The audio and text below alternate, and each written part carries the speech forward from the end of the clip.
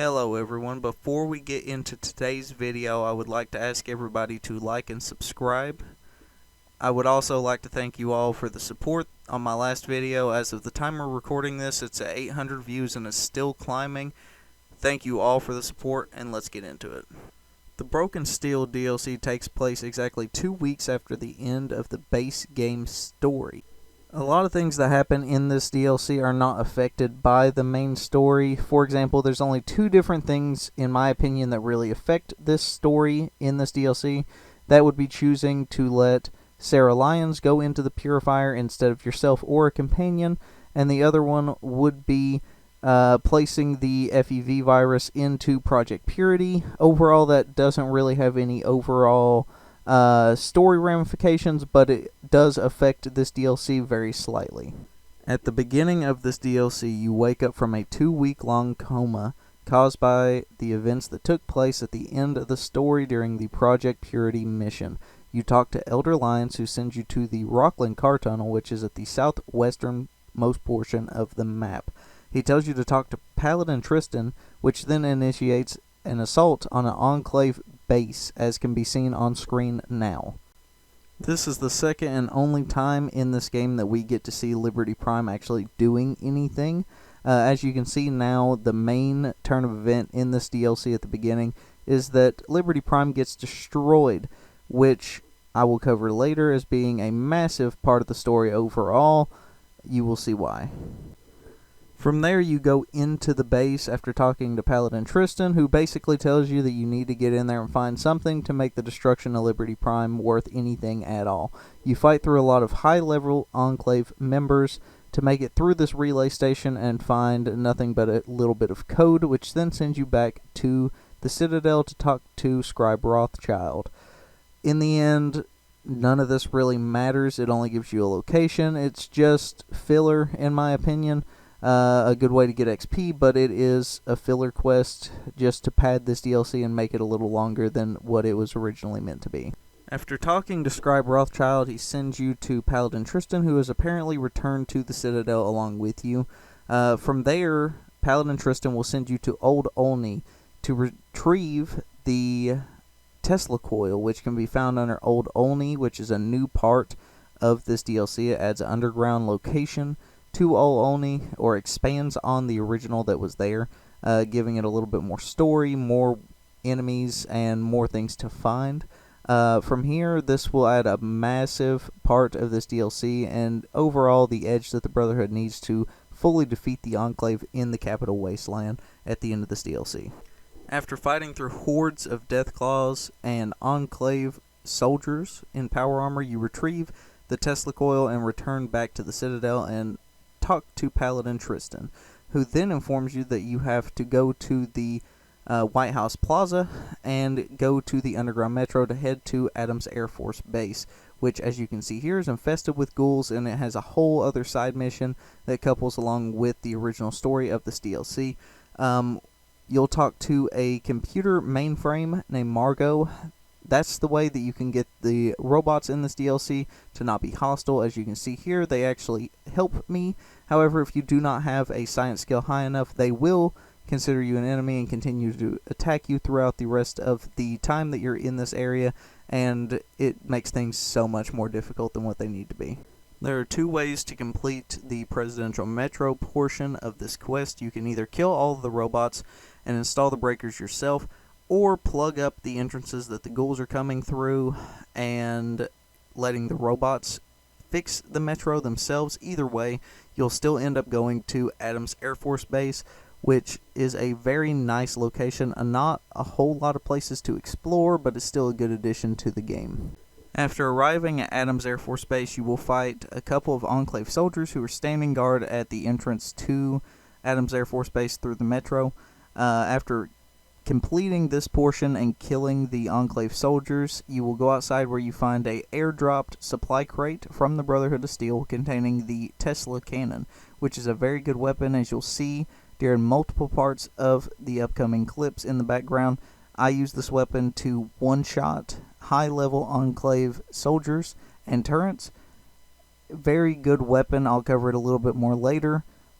Towards the end of this video, with the specifics on how much damage it does and what kind of damage it does. After receiving the Tesla Cannon from the Brotherhood of Steel, you will fight through a labyrinth of Enclave soldiers at Adams Air Force Base until making it to the Mobile Command Crawler.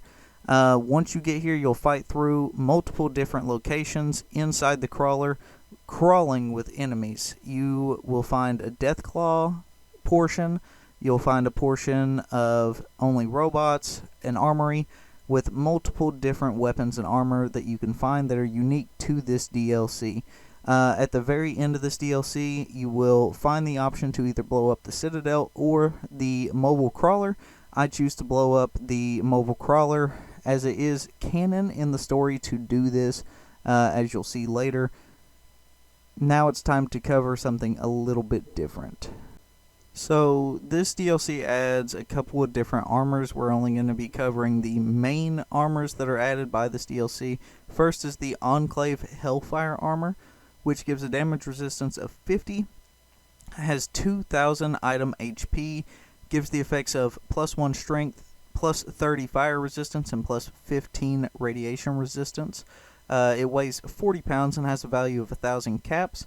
And the helmet gives a DR of 10 with an item health of 100, giving the effects of -1 charisma, plus fire resistance, and +5 radiation resistance. So to go back over that, that's 5 fire resistance and 5 radiation resistance with a weight of 4 and a value of 120.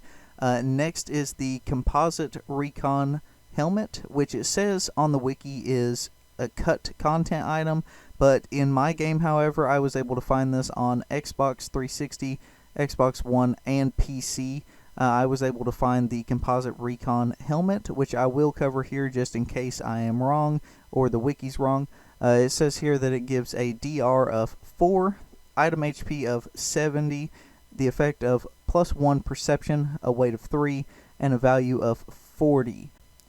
So to start off the weapons, we have the Heavy Incinerator, which does 35 base damage and 45 fire attack damage, shooting 1 projectile with each shot using 1 ammo, with a weight of 15, a value of 500, and item HP of 200. Then we have the Precision Gatling Laser, which does 8 attack damage with 6 critical damage, using 1 ammo per shot, with an ammo capacity of 240, with an item weight of 18 pounds and 3,000 cap value, with an item HP of 1,500. Next we have the Rapid Torch Flamer, which I believe is very similar to the base game regular Flamer, but it attacks faster, doing 16 attack damage, with an ammo capacity of 60, weight of 15, a value of 500, and an item HP of 200. And then we have the Slow Burn Flamer, which does 18 attack damage and fires a lot slower than the regular Flamer in the base game, using 3 ammo per shot, weighing 15 pounds, with a value of 500 and an item HP of 200. Then we have the Tri-Beam Laser, which does 75 attack damage per shot, with a critical damage of 15, using 3 ammo per shot. This item weighs about 9 pounds with a value of 1,000 and an item HP of 1,000. And then finally we have the Tesla Cannon, which does a massive 40 attack damage with splash electrical damage being possible with each shot, a critical damage of 30, and 1 ammo per shot being used, along with a weight of 8 pounds, a value of 1,799 caps, and an item HP of 900. Okay, and now that all that's out of the way, I want to talk about the main reason why I made this video. This honestly should have been part of the base game. I'm not sure why it was released as a DLC that you had to spend money on. It didn't really make sense to me, and it still doesn't. This DLC should have absolutely been in the base game for a couple of different reasons. For one, Fallout 4, which come out, the main story that's part of the Brotherhood of Steel ending in the game is that Liberty Prime was canonically destroyed in the game. You have to help rebuild him in the Fallout 4 main story for the Brotherhood. This should have been something that players didn't have to spend extra money on to get that little bit of extra information before going into Fallout 4 to find out that that's what happened. It just doesn't make any sense. This should have been a base game edition. One thing before I do end the video, guys, I do want to apologize. If you can't tell, I'm very sick. I do not feel good, and you may be able to tell in this video. But if you did enjoy, I ask you to like and subscribe, and come back for some more later.